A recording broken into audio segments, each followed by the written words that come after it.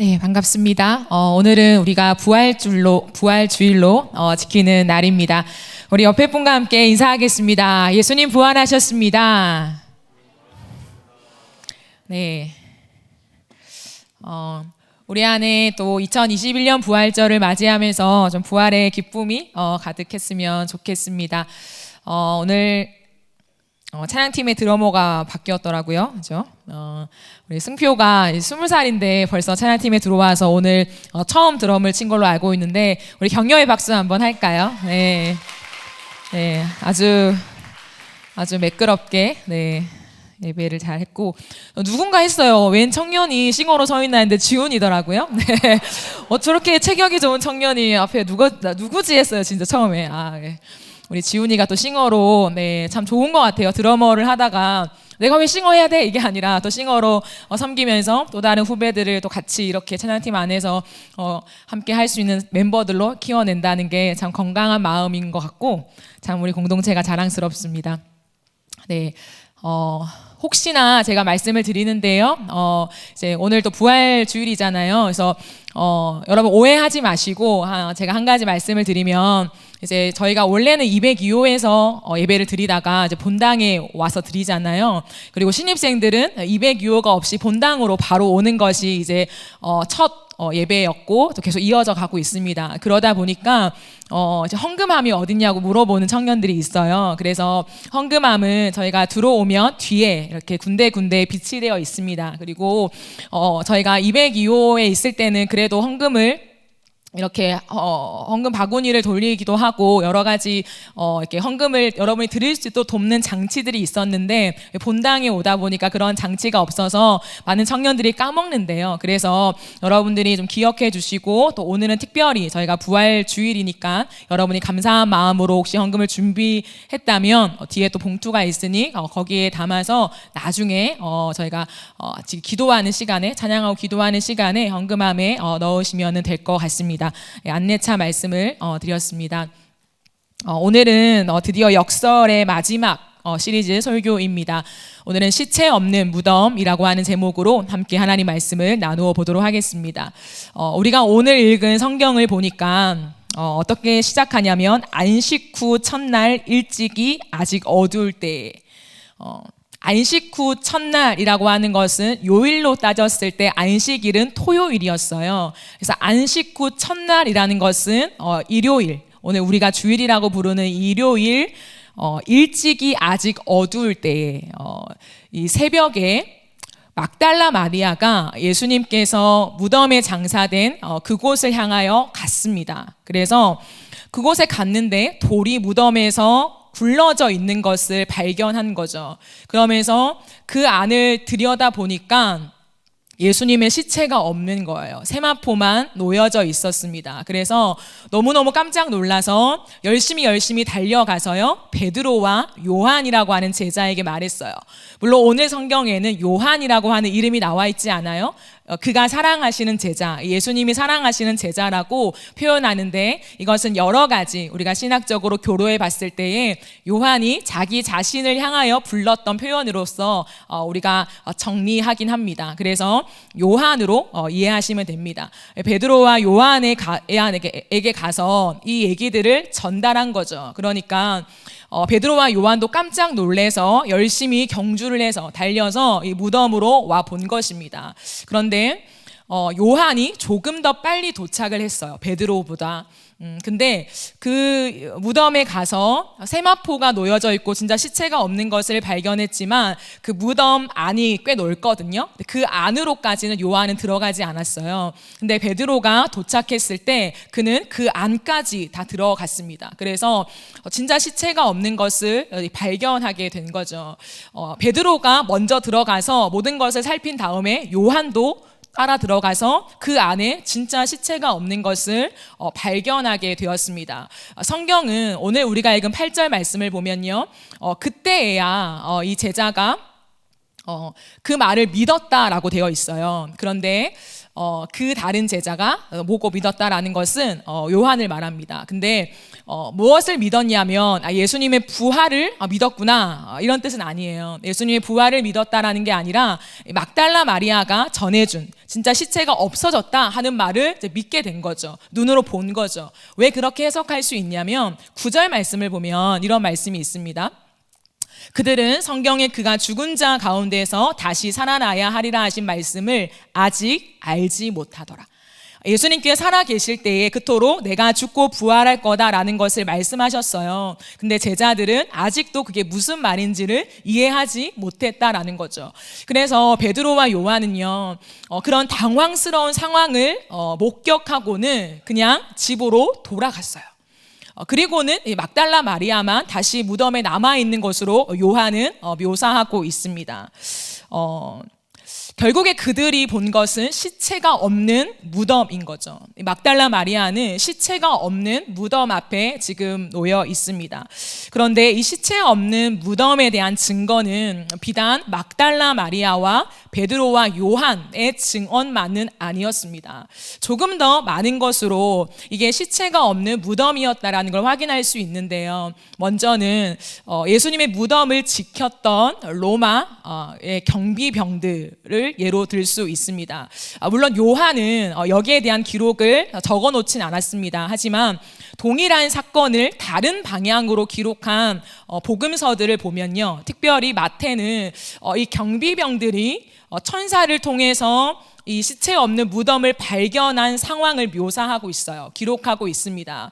거기에 보면요, 이 경비병들이 예수님의 무덤을 지키고 있어요. 그런데 갑자기 천사가 내려옵니다. 그러더니 그곳 가운데 지진이 일어나요.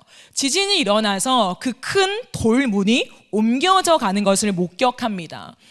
그러면서 이 경비병들은 그 천사를 보면서 죽은 자처럼 엎드려져요. 너무너무 두려워서 죽은 자처럼 엎드려집니다. 이게 무슨 일인지 모르는 거죠. 근데 그러고는 들어가서 보니까 시체가 없는 거예요. 그래서 이 경비병들은 나중에 정신을 차리고 어디로 향해 달려가냐면 유대인들의 이 대제사장들에게로 달려갑니다. 그래서 마치 오늘날 법원처럼요, 그런 권한을 가진 사내들린이라고 부르는 그 사람들 앞에서 이것을 의도치 않게 증언하게 돼요. 뭐냐면 내가 분명히 예수의 시체를 지키고 있었는데 이러이러한 일이 있었습니다. 그래서 시체가 없습니다 라고 말하게 된 거죠. 그런데 이것을 들은 그 사내들린의 많은 사람들이 했던 건 뭐냐면 쉿 이거였어요. 너가 봤던 이 장면을 아무한테 얘기하지 마 라고 하면서 뒷돈을 넣어준 거예요. 그러면서 절대로 이 천사가 내려와서 돌문이 옮겨진 거, 그리고 시체가 없어진 거, 이 모든 상황들을 아무한테도 말하지 말고 너는 가서 말할 때에 제자들이 예수의 시체를 훔쳐갔다라고 말해라 라고 해서, 사실은 이 후대 많은 역사 속에서 제자들이 이 예수님의 시체를 훔쳐갔다라고 하는 많은 기록들이 남아있긴 합니다. 어쨌든 이러한 상황을 이렇게 마태는 묘사하고 있다는 거죠. 이 경비병들은 결국에는 무엇을 증언하냐면 그 무덤에 시체가 정말로 사라진, 없어졌다라는 것을 자신이 증언하고 있는 것입니다. 근데 그뿐만 아니라 우리가 살펴봤던 돌문이 열려진 거, 사라진 시체가 있었지만 또 한 가지가 뭐냐면 그곳에 개어져 있는 세마포였습니다. 이 세마포는 예수님의 시체를 싼 거거든요. 근데 이 당시에 우리가 요한복음 지금 20장 읽었잖아요. 근데 그 위에 19장 마지막을 보면요, 니고데모가 향을 갖고 와서 예수님 앞에 이렇게 장례를 치르고, 이 장례가 결국에는 유대인의 법대로, 유대인의 장례 절차대로 진행되었다라고 하는 기록이 있어요. 근데 유대인들이 시체를 처리를 할 때는 이 당시에 방부 처리를 하지 않았습니다. 그리고 넣는 게 뭐냐면 이 향이었어요. 향유. 이 향신료를 뿌리면서 시신을 처리하는데 어떻게 하냐면요, 이 사람이 죽잖아요. 그러면은 이 사람의 몸통을, 머리와 몸을 다르게 쌉니다. 근데 우리가 막 영화나 이런 거 보면요, 미이라처럼 이렇게 싸죠. 여러분 주일학교 이렇게 설교를 듣고 하면은 혹시나 나사로가 죽었다가 살아나는 그 장면을 묘사할 때 나사로가 미라처럼 이렇게 칭칭 감겨 있는 그런 사진들을 많이 봤을 것입니다. 그게 유대인들이 장례를 치르는 모습이거든요.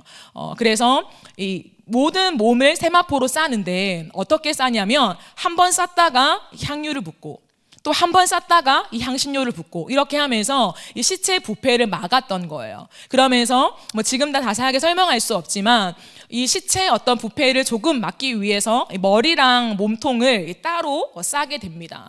그래서 이렇게 이중으로 싸면서 결국에는 싸고 붓고 하는 것들을 이제 반복을 하는 거죠. 그러면서 이 시신을 장사하게 되는 그런 일들을 지내게 됩니다. 그러면 생각해 보세요, 여러분.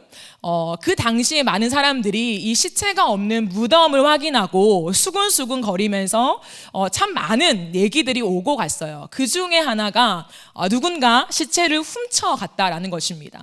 그러면 만약에 이 표현들로서 우리가 고민해 본다면 누군가의 시체를 훔쳐갔어요, 의도적으로. 그러면 세마포를 풀어놓고 시체만 가져갈까요?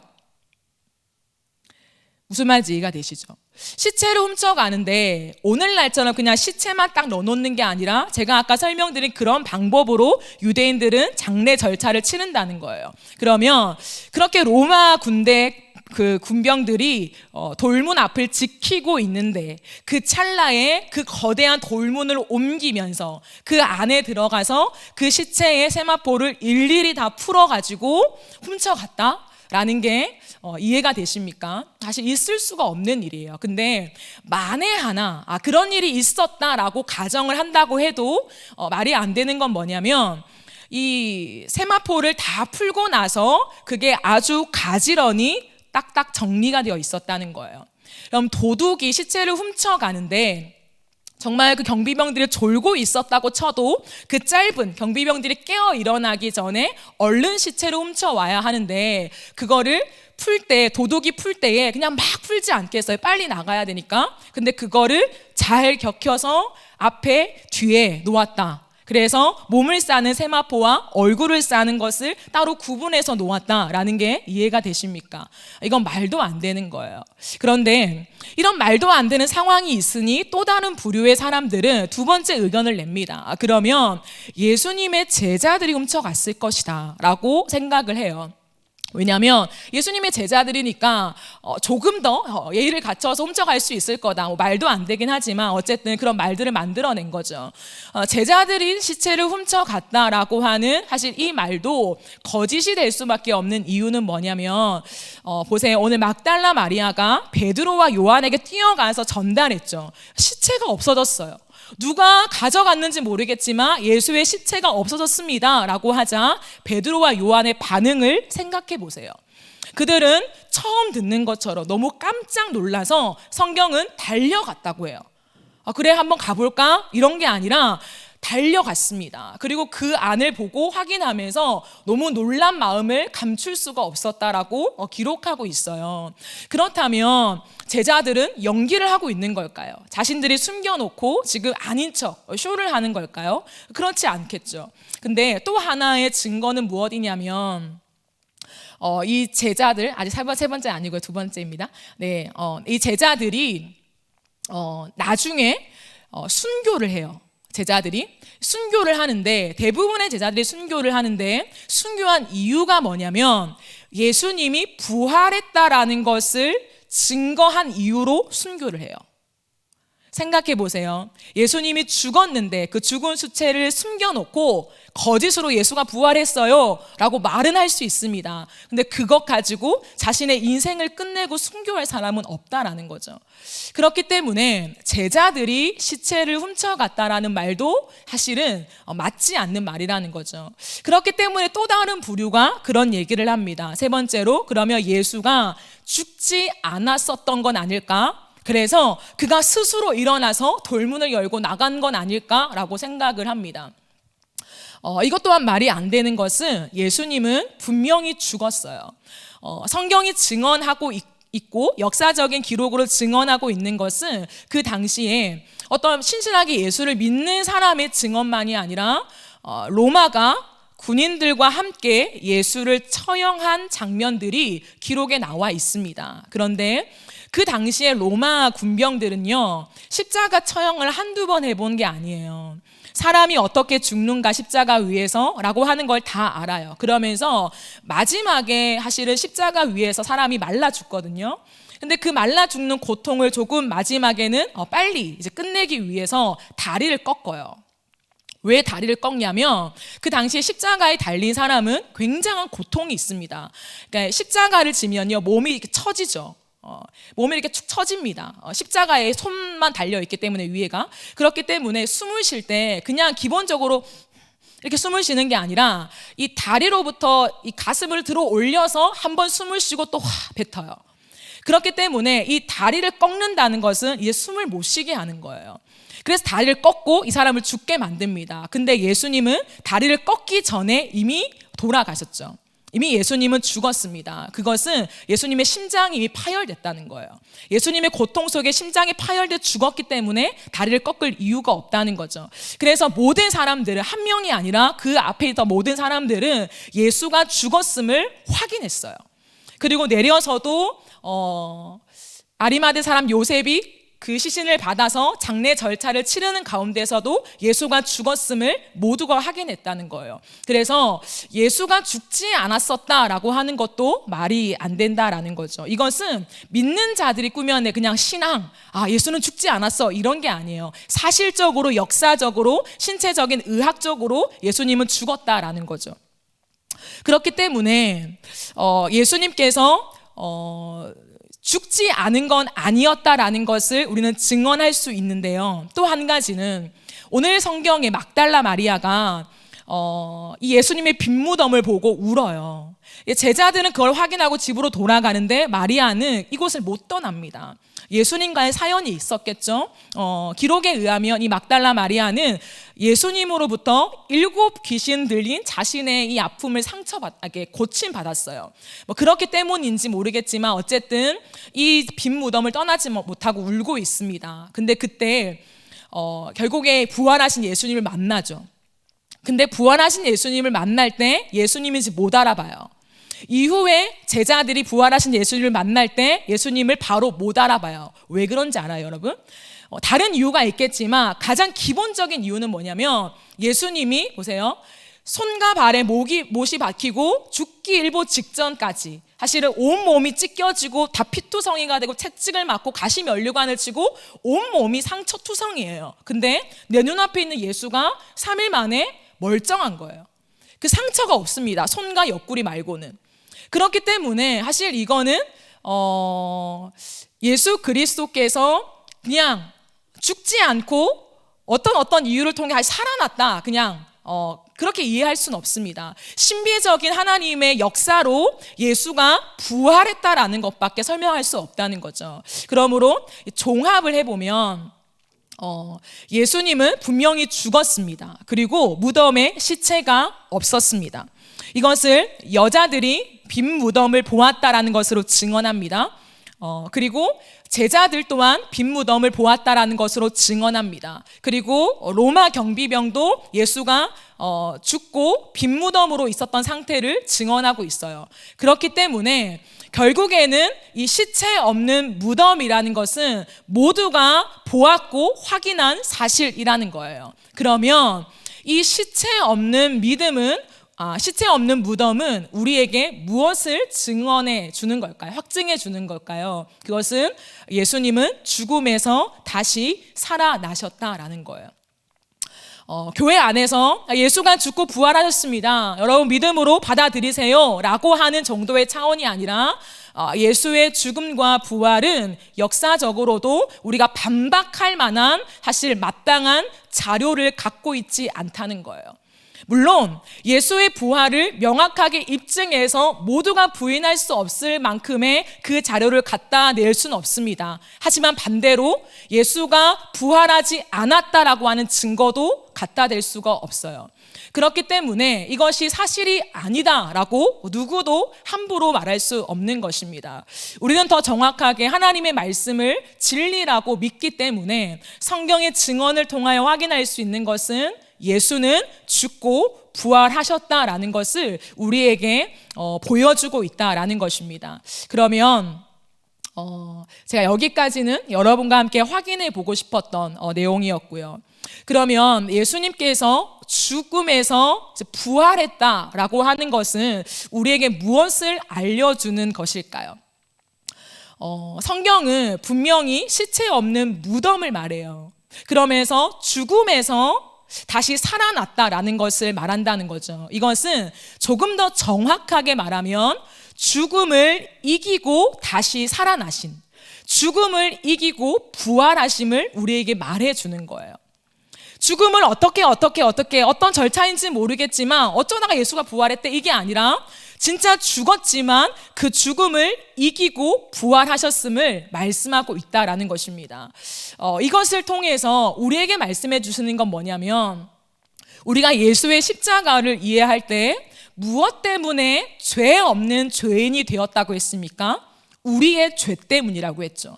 우리의 죄, 그리고 이 땅 가운데 가득한 죄악 때문에 그 누구도 이 죄의 문제를 해결할 수 없다고 했습니다. 그러면 이 죄의 결과는 무엇이라고 했습니까? 죄의 삭슨, 죄의 결과는 사망이고 죽음이라고 했습니다. 그렇기 때문에 예수님께서 이 땅에 오셔서 십자가를 지고 죽으시면서 죽음 다음에 부활을 이루신 것은 이 세상 속에 죄악 가운데 종노릇하며 영원한 형벌을 받을 수 없는 우리에게 이 죽음을 이길 수 있는 권세를 주셨다는 거예요. 죽음의 권세를 아무도 막을 수는 없습니다. 하지만 예수의 부활이 우리에게 임했다라는 것은 우리가 스스로 이길 수 없는 죽음의 권세를 예수가 이기시사 그것이 나의 권세로 만들어주신 사건이라는 것을 하나님이 우리에게 말씀하고 있는 것입니다. 그러면 이 죽음의 권세, 죄의 권세를 이긴다는 것이 왜 이토록 중요할까? 과연 오늘을 살아가는 우리에게 이것이 어떠한 의미인가라고 우리는 반문할 수 있습니다. 저는 오늘 여러분과 두 가지를 좀 살펴보려고 합니다. 예수님이 죽음을 이기시고 부활했다, 이게 진짜 역사적이며 우리에게 진리가 된다라고 하는 사실은, 첫 번째는 부활의 미래적 의미를 우리에게 말해주고 싶은 것입니다. 히브리서 9장 27절 말씀을 읽어보면 이런 말씀이 있습니다. 한 번 죽는 것은 사람에게 정해진 것이요 그 후에는 심판이 있으리니 라고 성경은 기록하고 있습니다. 여러분, 우리는 한 번 죽는 것이 사람에게 정해진 것이라는 것을 부인할 사람은 아무도 없을 것입니다. 그죠? 우리는 모두 죽어요. 언제 죽을지 모르지만 한 번 죽는다는 것은 우리 모두가 다 동의하고 부인할 수 없는 진리일 것입니다. 그죠? 그런데 그 후회를 성경은 기록하고 있다는 거예요. 모두가 인생에서 태어난다면 오케이, 태어나는 건 모두가 동의하죠. 근데 그것으로 끝나는 것이 아니라 죽는다는 거예요. 그러면 죽은 다음에는 어떻게 되냐? 그 후에 심판이 있다라는 것을 말해주고 있습니다. 이 죽음이라는 것은 그 누구도 뛰어넘을 수 없습니다. 왜냐하면 죄악이 이미 이 땅 가운데 들어왔기 때문에요. 죄에 대한 결과라는 것을 성경이 분명히 말합니다. 그러므로 우리는 죽으면 끝이 아니라 죽음 이후에 심판이 있다라는 것을 성경이 증언하고 있다라는 거죠. 죽음 이후에 심판이 있는데 죄에 대한 심판이라고 했죠. 그렇기 때문에 죄를 이기고 부활하신 예수를 믿는 자에게는 죄의 결과에 대한 형벌을 받지 않습니다. 그러면 무엇을 주시느냐? 영원한 천국을 우리에게 주신다고 약속해 주셨어요.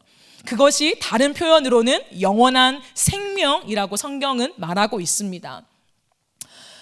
우리는 교회를 다니면서 천국, 영원한 생명, 이 땅에 죽고 난 다음의 세계에 대한 얘기를 많이 듣고 우리에게 익숙해져 있습니다. 그러나 우리가 부활주의를 맞이해서 한 번 더 이 기본적인 진리를 생각해 볼 때에 이 세상에 너무 맞닿아서 너무 익숙해 살아있는 터라 이 세상 다음의 세계에 대한 인식이 너무 옅어져 있습니다. 이 땅의 죽음에 대한 것들은 때로는 생각해 보긴 하지만 그게 내 인생에 닥쳐올 죽음과는 좀 거리가 먼 누군가의 죽음, 내게 귀에 들려오는 사건, 사고로서의 죽음으로 받아들이기가 참 쉽다라는 거죠. 하지만 성경은 이 땅을 살아가는 우리가 이 부활의 미래적인 의미를 생각하면서 반드시 사람은 한 번 죽는데 그 후에는 심판이 있으며 그 심판은 예수를 믿는 자 안에는 생명이 있기 때문에 영원한 천국을 주시며 이 죄를 이긴 예수의 권세가 없는 자에게는 그 죄에 대한 마땅한 대가로 영원한 지옥으로 가는 형벌 속에 놓인다라는 것을 명확하고 선명하게 우리에게 말씀하고 있다라는 것입니다. 그러므로 오늘 다시 한번 우리가 그 진리를 확인할 때에 여러분, 천국과 지옥은 반드시 있습니다. 이후에 우리가 죽고 난 다음의 세계가 반드시 있습니다. 그런데 우리가 죽은 다음에는 천국과 지옥을 결정할 수가 없습니다. 이 땅을 살아가는 동안에 우리의 믿음이 어떠한가에 따라서 죽은 다음의 일들이 이미 결정된 채로 죽는다라는 것을 성경이 말하고 있습니다. 어떤 일은 말합니다. 제가 이후에 말하겠지만 천국이라는 거, 죽어서 가는 것 말고 이 땅에서 이루어지는 좋은 일들, 하나님이 우리에게 천국을 맛보게 하시는 이 일상의 일들을 말한다라고 얘기합니다. 그 얘기의 주체자는 자유주의 신학자들입니다. 죽은 다음의 세계를 이야기하기보다는 지금 현실에서 하나님이 우리를 사회의 어떤 복지적으로 더 낫게 해주시는, 우리의 일상 가운데 어떤 복을 주시는 것으로 많이 설명하기도 합니다. 하지만 그것은 성경적이지 않습니다. 성경은 분명히 우리에게 죽은 다음의 세계를 얘기하며 그때 반드시 천국과 지옥이 있다라는 것을 말씀하고 있다라는 것이죠. 그리고 그것은 언제 결정된다? 이 땅을 사는 동안에 우리의 믿음에 따라서 결정된다라고 말합니다. 그렇기 때문에 다시 한번 우리의 인식과 우리의 마음속에 있는 믿음을 여러분 이 시간 정리하며 확인할 수 있기를 바랍니다. 여러분은 사후에 세계가 있다는 것을 진짜 믿으십니까?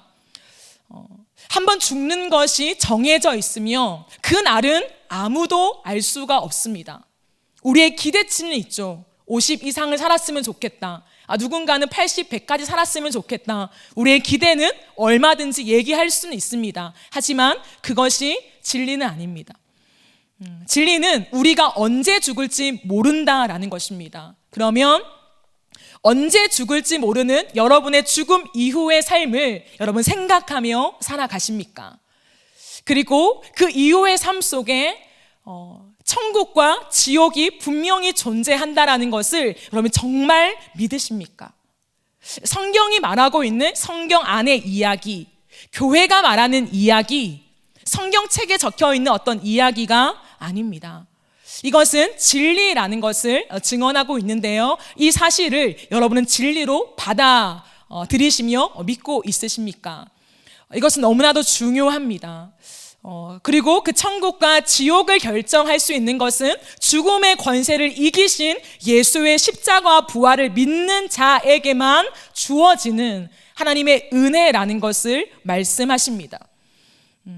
교회를 오는 여러분의 마음속에 왜 오늘 교회를 오는가? 나는 오늘도 왜 하나님, 예수님, 성령님의 이름을 부르는가라는 것을 다시 한번 돌아보시면서 막연한 신앙으로 갖고 있는 분들이 있다면 정리하세요. 주님은 우리에게 천국과 지옥이 실존하고 있음을 말씀하십니다. 오직 예수 안에서 영원한 생명과 영원한 천국이 있음을 증언하고 있다라는 거죠. 그렇기 때문에 우리는 천국의 미래적인 부활의 미래적인 의미를 반드시 우리 안에 믿음으로 확보하고 있어야 합니다. 그런가 하면 두 번째가 있습니다. 부활의 현재적인 의미죠.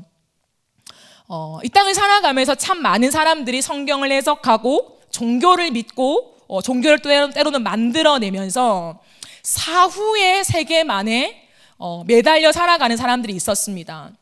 그렇기 때문에 그런 사람들은 내가 죽은 다음에 영원한 세계가 있으니까 그 날만 준비하자. 오늘은 대충 살자. 오늘은 신령하게 그냥 하나님을 예배하면서만 살자라고 생각하는 부류가 있었습니다. 그것 또한 성경적이지 않습니다. 부활에는 현재적인 의미가 있어요. 그러면 그 현재적인 의미는 과연 무엇을 말할까요? 우리가 오늘 같이 읽진 않았지만 고린도전서 15장은요 우리가 흔히 부활장이라고 부릅니다. 사도 바울이 고린도 교회 사람들을 향하여서요 부활이 무엇인가를 조금 더 자세하게 풀어 설명하고 있는 장입니다. 근데 이 고린도전서 15장 31절부터 보면은 바울은 나는 날마다 죽는다라는 고백을 해요. 이것은 이 육체적인 죽음을 말하는 게 아니에요. 영적인 자신의 마음의 죽음을 얘기합니다. 나는 날마다 죽는다라고 얘기하면서 32절에 이런 말을 해요. 내가 이 세상을 살아가면서요 내가 사람의 방법으로 에베소에서 맹수와 더불어 싸웠다면 내게 무슨 유익이 있으리요? 라고 말해요. 이 에베소에서의 맹수는 진짜 짐승을 말하는 게 아니라요 자신을 공격하려고 막 달려드는 사람들의 공격을 말해요. 근데 이 공격하는 이 많은 사람들과 내가 더불어 그냥 싸웠다면 뭐가 내게 유익하겠냐라고 하면서 뭐라고 하냐면 죽은 자가 다시 살아나지 못한다면 내일 죽을 터이니 먹고 마시자 하리라. 그러면 33절에 속지 마라 이렇게 얘기해요.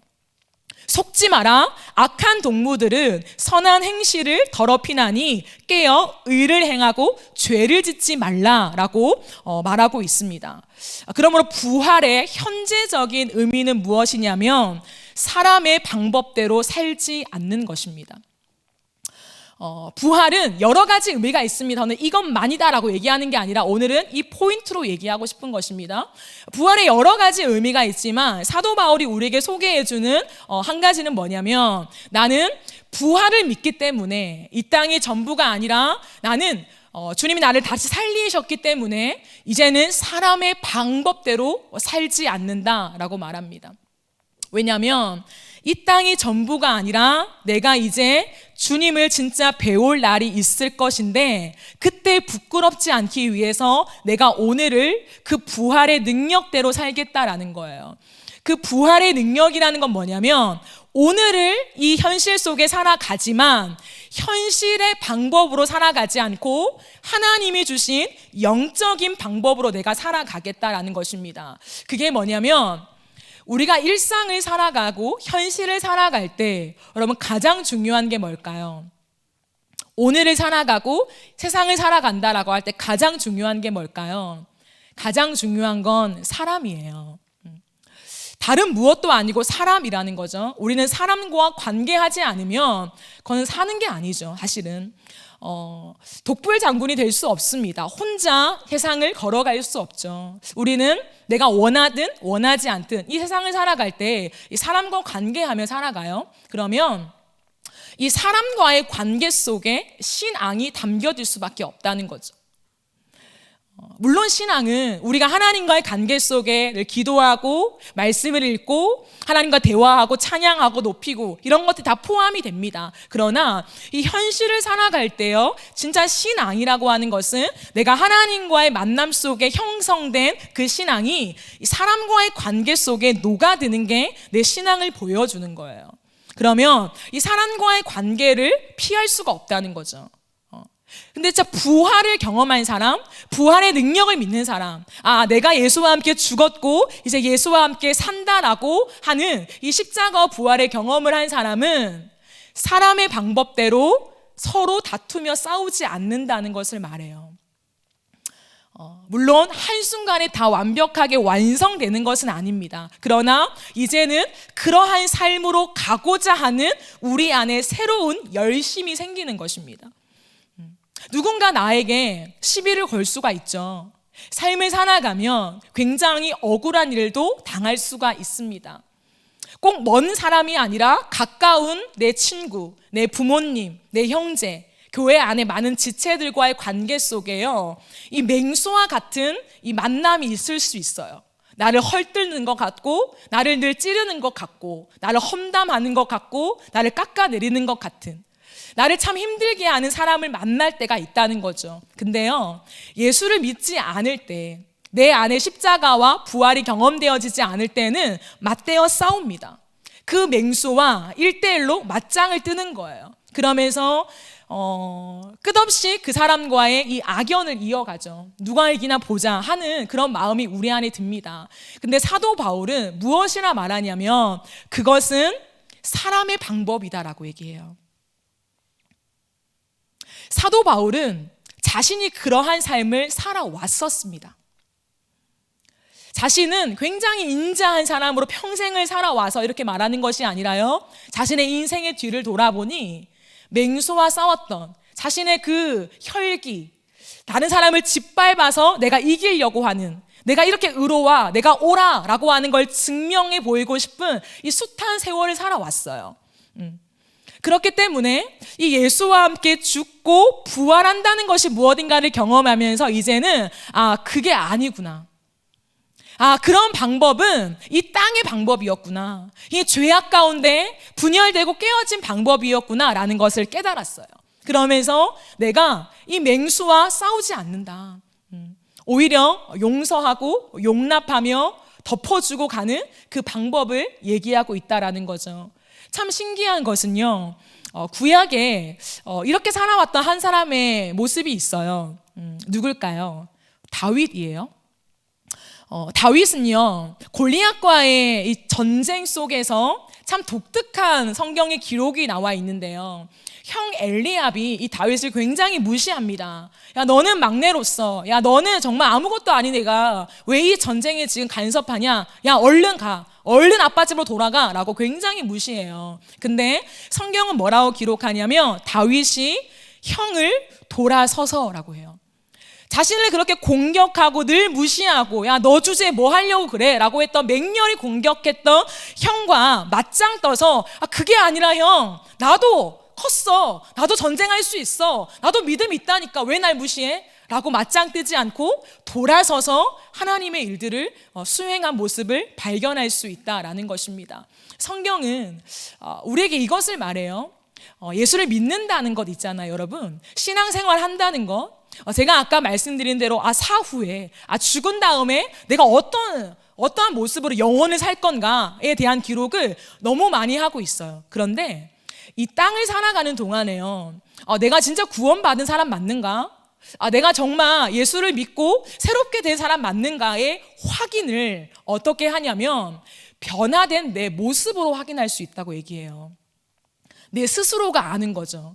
그 모습이 사람의 방법대로 행했던 옛 모습을 끊고 이제는 돌아서서 하나님이 원하시는 방법을 추구하게 되는 나의 새로운 마음의 열심이 일어나는 것을 말하고 있다라는 것입니다. 여러분, 혹시나 여러분의 인생 속에 맹수가 있을 수 있어요. 지금 왜 나에게는 이러한 사람이 옆에 붙어서 나를 이렇게 공격할까? 나를 이렇게 억울하게 만들까? 내가 전진하지 못하게 할까? 이 신앙에 성숙을 이루지 못하게 왜 내 발목을 잡고 있을까? 이런 관계의 어려움을 겪는 사람이 있을 것입니다. 근데 여러분, 진짜 오늘 이 부활주일 내에 여러분, 우리가 십자가 부활을 믿고 예배하잖아요. 그것을 믿는다라고 신앙을 올려드리잖아요. 그렇다면 너무 힘들지만 내가 사람과 맞대어 대응하고 싶은 것들을 좀 내려놓고 하나님 앞으로 나아가서 내 스스로 내 방법으로 그 사람과의 관계를 다루는 것이 아니라 하나님께 올려드려야 합니다. 근데 그 올려드리는 것은요, 여러분 꼭 한 가지 기억하세요. 사람과의 관계 속에 무시하면 안 되더라고요. 내가 그래 안 싸울게요. 안 싸우고 맹수처럼 안 싸우고 대신 무시할래요. 나는 거기까지입니다. 근데 성경은 그렇게 말하지 않더라고요. 저도 숱한 세월을 살아오면서 왜 내가 생각할 때 저 사람은 나의 맹수야 라고 생각하는 사람이 없었겠어요. 근데 그 사람과 싸우지 않는 것까지는 할 수 있어요. 근데 제 마음에는 무시였어요. 그래, 이제 무시하자. 아예 생각도 말고 내 길 걸어가자. 근데 하나님이 원하시는 거는 그게 아니었더라고요. 예수님의 십자가 부활을 경험한 사람은 죄송하지만 내 맹소와 같은 사람을 품고 하나님 앞에 올려드리는 거예요. 품고 사랑하는 거 그건 내 영역은 아닌 것 같아요. 물론 내가 사랑해야지 해서 사랑할 수 있는 사람이 있는지는 모르겠지만 저는 그건 아닌 것 같아요. 내가 이 사람을 사랑할 수 있는 능력은 없는 것 같아요. 대신에 무시하지 않고 아프고 나를 찌르더라도 이 사람을 자꾸만 하나님께 올려드리는 거예요. 하나님, 맹소와 같이 나를 찌르는데, 내 신앙의 발목을 잡는데, 내 삶을 어렵게 만들고 내 마음을 갈기갈기 찢는데 하나님, 내 힘으로 해결이 안 돼요. 근데 하나님, 나 같은 죄인을 참으신 예수의 십자가, 하나님 나를 살리신 부활을 기억합니다. 그러므로 하나님, 이 관계를, 이 사람에 대한 마음을 하나님 다스려 주세요. 하나님 부활의 권능으로 내 죄악된 마음을 다스려 주셔서 이 사람에 대한 주님의 마음을 품게 해주세요 라고 하는 그 기도를 올려드려야 돼요. 그게 신앙이에요. 그게 신앙, 그게 진짜 신앙이에요. 여러분 안에 혹여나 그런 사람이 있다면 힘들지만 그런 시간을 겪어내면서 그게 십자가의 길을 걷는 거예요. 그러한 현실적인 부활의 의미를 여러분이 새겼으면 좋겠어요. 두 번째가 있어요. 마지막인데요. 바울은 부활의 현재적인 의미를 말하면서 사람의 방법으로 대하지 않는 것 한 가지, 두 번째는 믿음으로 사는 거예요. 믿음으로 사는 거. 네, 고린도전서 15장 58절에 이런 말씀이 있어요. 제가 읽어드릴게요. 그러므로 내 사랑하는 형제들아, 견실하며 흔들리지 말고 항상 주의 일에 더욱 힘쓰는 자들이 되라. 이는 너희 수고가 주 안에서 헛되지 않은 줄 알미라 라고 되어 있어요. 견실하여 흔들리지 말고 항상 주의 일에 더욱 힘쓰는 자들이 되라.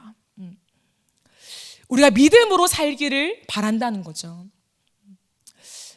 부활의 영광을 경험한 사람은 미래적인 부활에 대한 믿음을 갖고 있잖아요. 미래에 대한 부활의 믿음을 가지고 현재를 살아야 할 것을 말한다는 거죠. 이 땅을 살아갈 때 얼마나 많은 믿음의 사람들이 흔들릴까요? 여러분 그렇지 않아요? 예수를 믿는데 예수 믿는 것이 그 복으로 내 눈앞에 보이지가 않는다는 거죠. 예수를 믿는데 예수 믿는 나보다 예수 안 믿는 옆에 사람이 더 잘 돼요. 배 안 아픈 사람이 어디 있냐고요. 안 흔들릴 사람이 사실 어디 있냐고요. 우리는 인간이에요. 하나님을 찬양하고 그 미래적인 부활을 막 바라보고 열망하긴 하지만 때로는 이 땅 가운데 내가 이렇게 예수를 믿는데 어찌하여 이 사람이 더 잘 되나? 어찌하여 이 사람은 그렇게 승승장구하고 취업도 잘 되고 결혼도 잘하고 뭔가 척척척척 인생에 그 다음 스텝을 잘 밟아가나? 약이 오를 때가 있다고요. 그렇지 않아요? 저만 약 오르나요? 약이 오를 때가 있어요. 그러면서 이 신앙이 굉장히 뭔가 공허하게 되죠. 와, 이 신앙이 진짠가? 꼭 이렇게까지 살아야 하나? 하는 딜레마, 또 다른 말로 슬럼프에 빠질 때가 있다라는 거죠. 그걸 바울도 알아요. 우리가 그렇게 막 열망하고 롤 모델로 삼는 바울도 자신도 알겠죠. 자신 안에 일어나는 이 많은 부딪힘들을 그렇기 때문에 쓰는 거예요. 야, 어째서 흔들리냐? 그게 믿음이니? 야, 그게 신앙이야? 너 신앙 가짜야? 이렇게 말하는 게 아니라 그러므로 형제들아 생각해봐. 그치? 우리가 삶을 살아갈 때 부활의 믿음을 갖고 있지만 이 땅 가운데 얼마나 우리가 바보처럼 살아가냐? 얼마나 많은 사람들이 우리를 무시하니? 얼마나 세상 속에 성공을 못 얻었니? 그치? 나도 알아. 하지만 그럼에도 불구하고 견실하여 흔들리지 말자. 주 안에서 주님의 일에 더욱 힘쓰는 자가 되자. 왜냐면 알잖아. 미래의 영광이 우리에게 있을 것. 다시금 믿자. 다시금 바라보자. 그날 반드시 올 거야 라고 하는 권면과 그들의 마음을 다독이는 말들을 하고 있는 것입니다.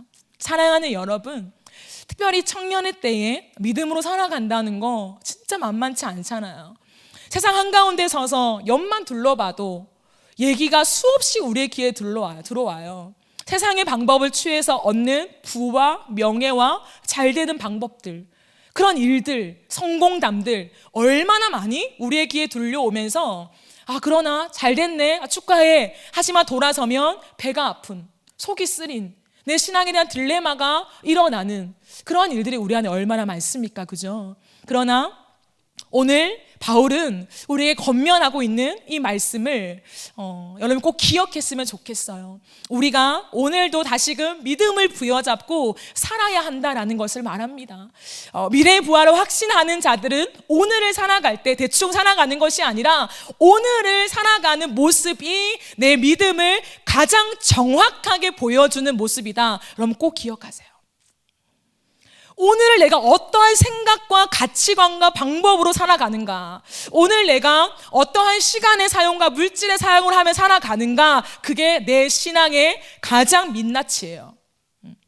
그렇기 때문에 이 오늘을 살아갈 때 믿음으로 살아가야 한다는 거죠. 세상의 방법을 쓰고 싶은 이 마음의 조급함들 다 있잖아요. 근데 다시 한번 그걸 눌러야 돼요. 다시 한번 미래의 그 영광을 바라보면서, 내가 예수 앞에 설 그때를 바라보면서 이 모든 인간적으로 올라오고 세속적인 성공으로 올라오는 것들을 누르고 그 부활을 바라보면서 오늘을 어떻게 해요? 믿음으로 살아갈 것을 바울은 권면하고 있다는 겁니다. 그 믿음으로 살아가는 게 주의 일에 힘쓰라는 것입니다. 주의 일은 교회 안에서 봉사해 이 말이 아니에요. 하나님의 나라를 위한 일이요, 하나님의 나라를 세워가는 일이요, 믿지 않는 사람들이 예수님을 믿을 수 있도록 내가 빛을 반사하듯이 내 삶으로 반사하는 그 삶을 계속 걸어가라고요. 거짓과 속임과 다른 사람을 누르고 성공하는 그런 방법을 따르지 말고 주님의 방법과 주님의 일에 힘쓰면서 오직 하나님의 나라를 세워가는 그 일에 정말 죽도록 충성하자. 그러면 마지막 날에 우리를 칭찬하실 우리의 주인, 우리의 영원한 왕, 그 예수 앞에 설 때가 올 것이다 라고 사도 바울은 권면하고 있습니다. 여러분, 혹시 여러분의 인생 속에 잘 풀리지 않는 일들이 있나요? 아무리 기도해도 내 삶이 열리지 않는 것 같고, 취업이 되지 않는 것 같고, 배우자도 못 만나는 것 같고, 나는 왜 이 모양일까? 참 많은 좌절과 실패를 경험하는 사람들이 있나요? 하나님이 오늘도 부활하신 그 영광으로 다가오셔서 믿음으로 살라라고 우리에게 권면하십니다. 우리에게 필요한 것은 당장 문제 해결되면 좋겠지만 그것보다 우리의 믿음의 눈을 다시금 장착하는 거예요. 우리의 믿음의 시력을 다시금 끌어올리는 것입니다. 그러면요, 참 신기한 게요, 그게 진짜 역설의 은혜인 것 같아요. 정말 가난하고 아무것도 확정된 것이 없는 불투명한 미래를 살아가지만 그럴 때일수록 그 예수님이 나와 함께 하심을 더 깊이 느낄 수가 있어요. 이것은 경험을 해봐야 돼요. 그렇기 때문에 그때가 굉장히 어렵지만 굉장히 은혜로운 때라라는 것을 성경은 말하고 있습니다. 여러분의 아픔을 그냥 무마시키는 게 아니에요. 그러나 피할 수 없는 지금의 어려움이라면, 내가 피할 수 없는 지금의 곤경이라면 그 공경과 어려움을 어떻게든 피하려고 노력하지 말고 그냥 그것을 묵묵히 감당하며 걸어가세요. 하나님 앞에 나아가서 또 울고 또 하소연하고, 하나님 그러면 나에게 믿음 주세요 라고 하나님 앞에 막 이렇게 내 모든 것들을 쏟아내면서까지 그냥 그 시간을 인내하세요. 그러면 하나님이 진짜 우리의 삶을 여실 거예요. 하나님이 우리의 삶을 반드시 인도하십니다. 오늘 말씀을 정리하겠습니다. 여러분, 오늘 예수께서 부활하신 장면을 우리가 살펴보았습니다. 누군가가 봤을 때는 그저 시체 없는 무덤, 이게 어떻게 된 거야? 라고 말하고 여러 가지 자신들의 거짓과 얘기로서 이것이 진리가 아님을 증거하기에 바빠요. 하지만 그 모든 것은 헛것입니다. 성경은 우리에게 증언하기를 그 시체 없는 무덤이야말로 우리의 인생 속에 죽음을 이기고 영원한 생명을 줄 수 있는 그 사건이었다라는 것을 증거하고 있습니다. 죽었고 다시 부활하신 예수의 생명이 우리 안에 있습니다. 그러므로 사도 바울의 권면처럼 세상의 방법을 따르지 말고 하나님의 방법을 따라 살아가는 부활의 사람들이 되었으면 좋겠습니다. 또한 이 땅을 살아갈 때 오직 믿음으로 살아가면서 흔들리지 말고 견실하여서 우리의 어려움을 다시금 예수와 함께 넉넉히 이겨내면서 마침내 주님 배울 그날, 그 영광의 날, 그 승리의 날 반드시 올 것인데, 그 천국에서 주님과 마주보며 웃을 수 있는, 하나님 저 이렇게 살아왔어요, 저 이렇게 충성했어요 라고 주님 앞에 정말 마음껏 자랑할 수 있는 그러한 영광을 저와 여러분이 꼭 경험할 수 있는 은혜가 있기를 예수님의 이름으로 축복합니다. 우리 이 시간 축복합니다. 아멘. 네. 우리 이 시간 찬양하겠습니다.